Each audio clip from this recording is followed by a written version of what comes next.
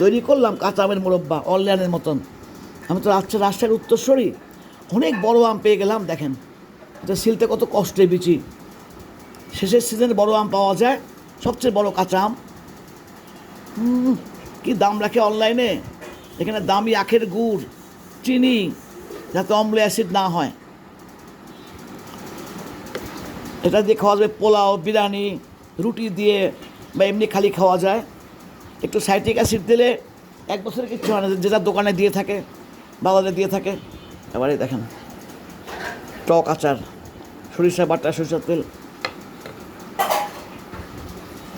আমি নর্মাল ফ্রিজে রাখতে পারি ইচ্ছা করলে, ওরা বিদেশ থেকে আসলে খাবে। আমি অনেক করেছি এটা, এর মধ্যে রাখবো।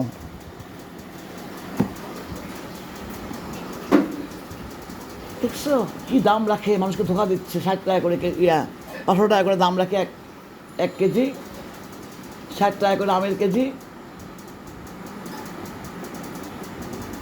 এটা রাখলাম অনেক, সবচেয়ে বড় আম।